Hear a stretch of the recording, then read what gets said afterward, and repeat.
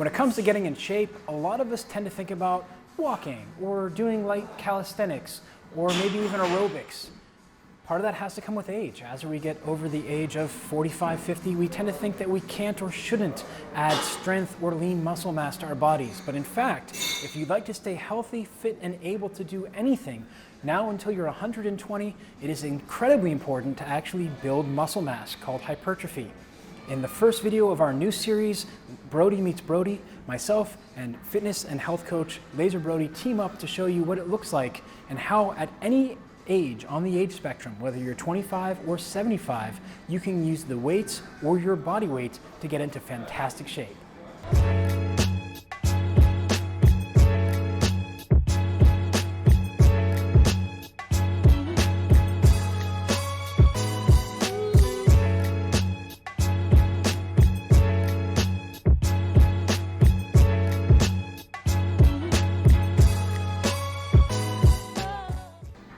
In our first video of the installment, Lazer and I are going to show you a couple easy to do at-home strength workouts that will allow you to get started in building muscle mass.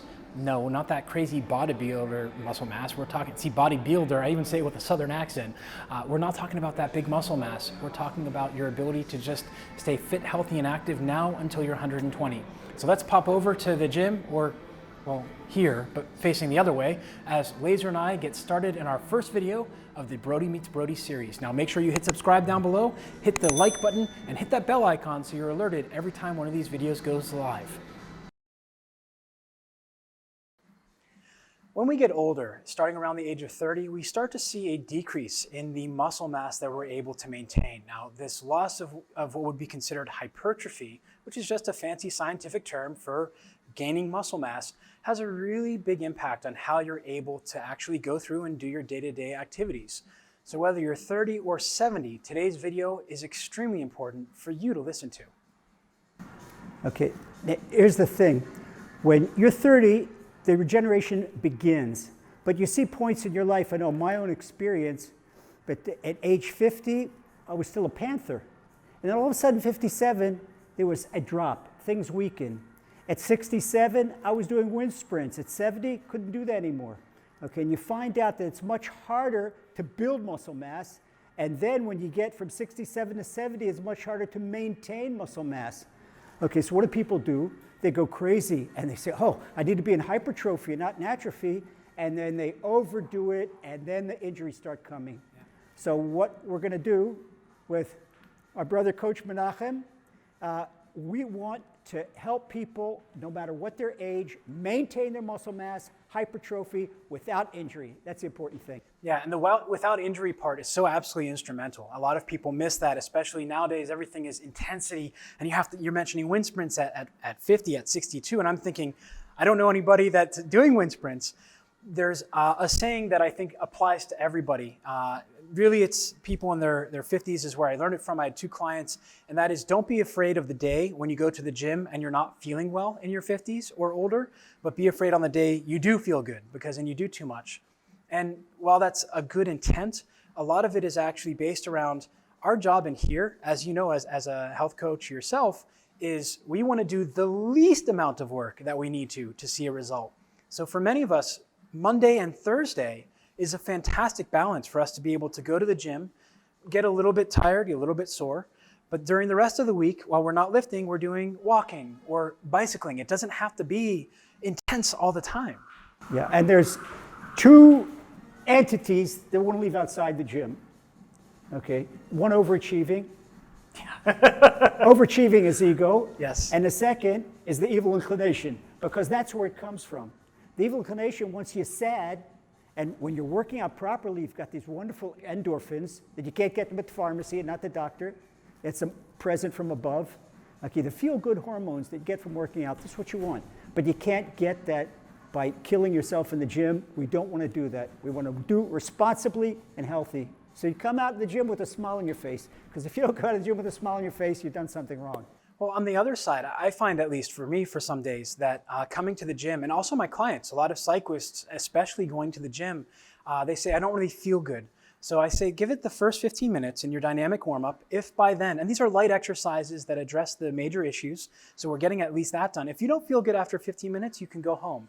And 9 times out of 10, people say, well, I was feeling better, so I'll do one more, and I'll do one more. And that's where you build the consistency, and in balance, the gym can be an absolutely instrumental in your ability to maintain better moods. It's not just going to the gym and but we all have that also, right? You come in and you see the guy who's been lifting with you and he's a couple years younger and he's lifting 30 more kilos than you and you're doing, it's hard, right? He's got a different soul than you do. He's got a different body than you do. Just as your souls are different and your thumbprints are different, so your bodies are different. So he does what's good, different strokes for different folks. You got to work out what's good for you. So let's look at a couple different push-up variations that you guys can do no matter where you are. Now, the most important thing is at no point during these exercises do we want to cause pain, numbness, tingling, loss of sensation, anything like that, or you're unsure. It's best to go to your family doctor, get the okay first. Maybe we start with walking as opposed to the push-up variation. So don't feel like, at home you have to do these because we showed them. We're just giving you one of many tools. There's all different types of wrenches and all that stuff. We're just giving you one example here. Yeah, and even if you're a mom and you're expecting and you've got 5 other youngins, we're going to teach you how to pick up your baby properly so you don't get back pain. And the push-ups, the beginning push-ups, it's even good for that mom. Yes, up until the 3rd trimester. If you haven't worked out in the 3rd trimester, that's not the time to start without the guidance of a physician. So part of my training is as postpartum corrective exercise. That includes before. The main thing here is less is more. So just want to mention, Menachem is not just a trainer. He's a sports physiologist. This is like a PhD trainer. This is much higher. So listen carefully what he says about exercise in the body. Yeah, it's all about finding balance. So if anything here you're unsure about, talk to your family physician. But we're going to show you some should be safe for about 80% of you, 85%, different push-up variations. So let's be honest. It was the weekend, right? We have Shabbat. We're sitting around or we're just hanging out. One of the first things we like to do is plop down on the sofa. We're going to show you how to use the back of the sofa for a push-up variation if you haven't been able to do push-ups before. So the bar here for Lazer is going to be the back of the sofa.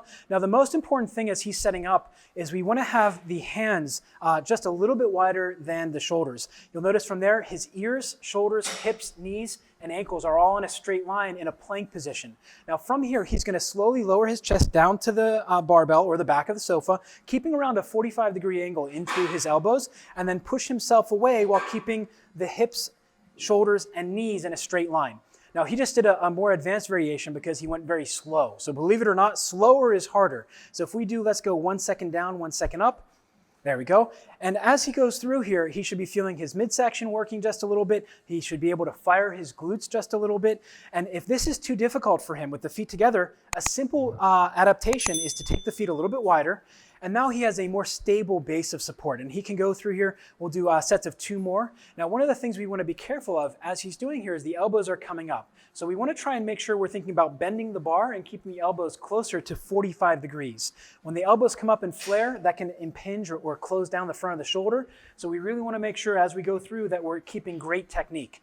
An exercise done with great technique is going to be far better for you than doing reps with poor technique and just getting as many as possible. Now, if you found this too easy, let's go ahead and take a look at what a modified push-up would look like on the floor. Okay, now for the modified push-up, what's really important for this, a lot of people call them girl push-ups. I hate that. I can't stand it because it's not nice. It's putting a slang term. All we're doing is we're shortening the lever arm that you have to move, which means it's just like taking some weight off of the bar. It's physics, the fulcrum, shortening the fulcrum. Exactly. It's basic. So this is where I started with push-ups. They weren't as pretty as what we're about to see, but the same principles are going to remain. So the hands are a little bit wider than shoulder width and just below the shoulders. The ears, shoulders, hips, and knees are in a straight line. Now from here, it's the exact same thing as we just saw. Elbows to about 45 degrees. You're going to try and come down about 2 inches off the ground. So if you have a tennis ball at home, you can put a tennis ball on the ground and then pushing back up. Now as you push back up, you want to think about screwing the tops off of jars, if you will, and that's going to activate the lats. Let's see if we can do 2 or 3 repetitions in a row. And you'll notice he's keeping fantastic technique, ears, shoulders, hips, and knees all locked together and moving in unison. Now, an important thing is breathing. I breathe Pilates that I do a inhale on the way, exhale on the up. It's Yes. very important to breathe. And that, believe it or not, that ties into so many other things in the body. I think, for today's video, we'll kind of stick with the push-up, but it is exactly true. It also helps you get a little bit more muscle force. So let's say these are getting pretty easy for you. You're able to do 3 sets of 10 with great technique. Now a set of 10 is, Rebbe just did here, I think that was 8, I counted, 8 or 9. So Lazer did 9 in a row, so that would be a set of 9. So it's just as many repetitions as you can without a break. Now from here, when you can do 3 sets of 10 with about a 2-minute rest in between sets, getting up and doing something else, we're going to move to the next one. And this would be the classic push-up. So we'll take a look at that here as well. It's the exact same setup. Now we're going to be on the toes. So we'll be nice and straight-legged. Hand width, because the closer together, the more difficult. Yes. Farther away. So triangle push-up about here would be more triceps and much more challenging. And then neutral would be right around shoulder width. I'm doing neutral push-up. Let's do neutral, yeah, Okay. to start with. So again, if we want to make this more challenging, we can take the feet closer together or further apart. Now same here, ear, shoulder, hip, knee, and ankle in a straight line, and he's going to press all the way down 2 inches away from the ground and back up. Now, one of the things I want to point out here is this is the result of a lifelong pursuit of staying in shape, or it could be the last 5 years. The most important thing for you is to find what works for you and not try and go outside of your range. Now let's say this is getting a little bit challenging. Now Lazer can stop here, or he can take his feet further apart. Let's just take the feet further apart. I'll look at that. Let's take the feet. Let's Take go a breath. feet wide. Take a breath. Did 10. And now we want to go to our challenge. We're gonna go easier for 2 with the feet wider, and then we're gonna show what some of the more challenging would be. Okay, Yeah. good. Wider push-up. Yes. So the wider push-up is gonna put more into the chest. You'll notice he also took his feet wider to give him a more stable point of support. And this is really important as he's going through. You notice that he's self-regulated, which is fantastic. At no point should me or any other trainer or person tell you, keep going, keep going, keep going. When you feel you've gotten to a 7 out of 10, especially when you're starting, usually this set's gonna be over, unless you are working with somebody or you're going through a very specific variation where you need to build up. So he's doing a great job in through the nose, out through the mouth, and now he's gonna take a second to calm down and relax. Now, as he goes through here, he can continue the breathing, shaking out the arms. There are some people that say you should sit down between sets. I prefer that, just like you're doing, stand up, move around. But if we do something you feel dizzy, lightheaded, definitely take a seat and relax. Let's show a more challenging variation. Whatever you like. We can do fingertips, we can do triangle. We'll do just a set of 4. Knuckles is fine as well. What martial arts guys love to do. Now why is that? Why do they like doing the knuckles? First of all, it strengthens the hand. It strengthens the muscle. Just like women, when they knead dough, it prevents osteoporosis. And one of the big problems of martial arts guys is breaking fingers. Putting this pressure increases, it actually did research, it increases bone density in the fingers and the joints. That's why they like to do that. Very nice. Okay, so. All right, let's try that. We'll go for a set of 3 to 5. Now, this is a very challenging exercise. In all honesty, I could probably do maybe 2 of these. But again, this is where you advance and you develop what's going to be right for you. There we go. And you'll notice he didn't break form at all. So all in all, we're at 50 push-ups. Sorry, 43 for the day, plus those. So yeah, 53. I mean, that's a good workout for most people. That's a full workout. Now, here's the thing is as you go through aging, it's more about the consistency than it is about going in and hammering yourself. So a rule my friend Tony Gentlecore likes to say is that 70% of your workouts are going to be meh, average. I got my workout in. Menachem, explain why this is so much more expensive, more useful than the macho guys coming in the gym and doing their 50 push-ups with doing the 10 sets of 5 sets of 10 each. Why it's so much more useful. So that ties into what Tony talks about with the training consistency and how you'll be. So 70% of your workouts are going to be meh, then 10% will be amazing, and then 10% will be awful. You feel like trash. Sorry, 80, 10, 10. 70, 10, and 10 is 90. The other 10% we don't know. The reason this is so important is in order for you to get up to the abilities to recover and adapt. So nowadays there's a lot of talk about recovery. It's not recovering from your workout, you need to adapt. When we do body weight exercises, calisthenics, we're using the mass that you already have and we're not any external weight, this does two things. One, it speeds up the recovery and adaptation time. It mostly decreases the risk of injury. Now, of course, if you do something with bad technique, that can hurt you. But it makes it so that you can do the exercises anywhere. And the thing a lot of people have in their minds is that in order to be strong, you need to be able to move heavy weight. And that really depends. It depends. Olympic weightlifters, powerlifters, absolutely, that's your sport. For people like you and me, I'm a cyclist. I've gone a little bit more weightlifting, but I just need to be able to move myself well enough. And for most of you at home also, carrying groceries upstairs, that's another workout. You don't need external weight in an unnatural shape. Exactly. Imagine, given what Menachem just said, we'll mention, imagine that these are 6 packs of May-Aiden. So I'm walking home from the street. This weigh about 6 packs. How much we have here? Okay, 6 packs of May-Aiden. Deadlift, pick them up. Walk home from the store. This is functional fitness. Okay. And a lot of people don't realize a liter of water weighs about 1 kilo. So the May-Aiden, for those who don't know, is a brand of water that are sold in 2 kilos. So actually the pack of water is a little bit heavier than that. It'd be 12 kilos. But this is where we get the daily activities that will allow you, and you don't have to head into a gym necessarily. Just summarizing, if we can do 15 minutes a day of these type of sets, is that not for a 50, 60, 70-year-old more than enough to ward off atrophy? Yes, so if you haven't been active in doing these types of things, absolutely. And that goes for runners. If you've been running and you can run a half marathon a week, that your body still needs the strength training. In order to fend it off, we have to challenge the body a little bit more than what it can handle, but not so much. Again, just enough. We want just enough, nothing more than that. And don't forget, moms at home, this is for you too. Yes, especially women. In fact, when we look at how women go through the menstrual cycle, the first half, you may find that you're able to push, and then the second half, you might feel a little bit slower. You just have to taper down and listen to your body, and that's where RPE, rate perceived exertion, comes in.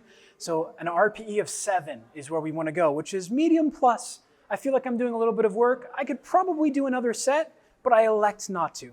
Terrific. Let's share a little secret. What's our next vid about? Brodie meets Brodie. We're going to talk about movement and lower back pain and daily strategies for better spine hygiene. Good. Look forward to seeing you. See you guys.